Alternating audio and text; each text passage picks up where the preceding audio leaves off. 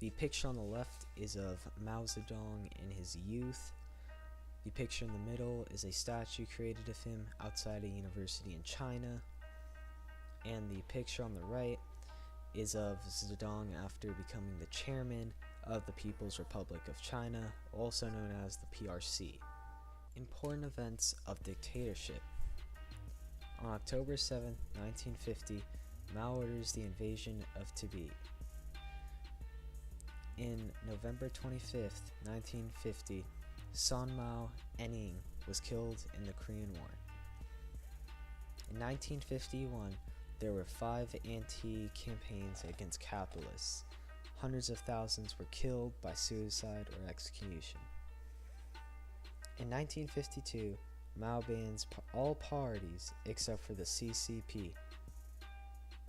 In 1953 to 1958, he created the first 5-year plan.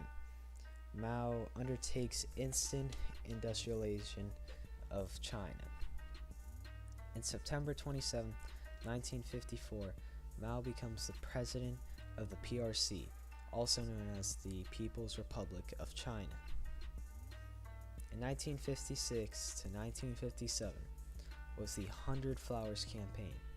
Mao encourages criticism of government, which was a trick to root out all the people who were disloyal to China. In 1956, Zhang King goes to Moscow for cancer treatment. In 1957 to 1959 was the anti-rightist movement. Some 500,000 government critics re-educated through labor or shot. On January 1958, the Great Leap Forward, which was the second 5-year plan. It was a collectivization of 20 to 43 million people who were also starved to death. Zedong's major beliefs. Political idealist who believes men's volition can shape and reshape reality. This helped the party with the Chinese Civil War, and this also led the Great Leap movement. Early time of CPC, orthodox Marxists never agreed that communism revolution can happen and succeed, first in the poor countryside of China.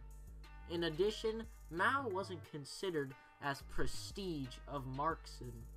Marx's argument was socialist/communist movements will happen in a highly developed capitalism world with sufficient material. Mao rejected assumption that edifice of communism can only come from foundation of capitalism. Advocated, instead, it was possible to make the leap of faith and basically skip capitalism laws of economics. Law of economics can be bent if we were determined enough. He developed belief that ordinary people cannot be politically progressive and active, equally willing to devote themselves to revolution and represent a tremendous political power.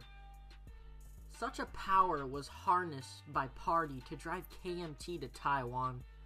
Same power summoned during the Cultural Revolution. What was Mao trying to do with a power too immense and too violent to control? Third points, the rise of technocrats and different interest groups in the party will corrupt the party from inside, both ideologically and in practice.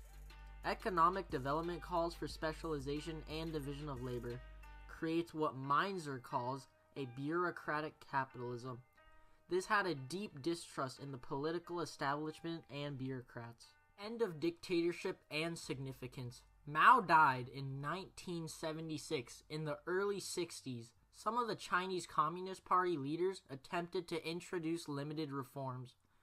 Mao countered these through the Cultural Revolution, unleashing his Red Guards.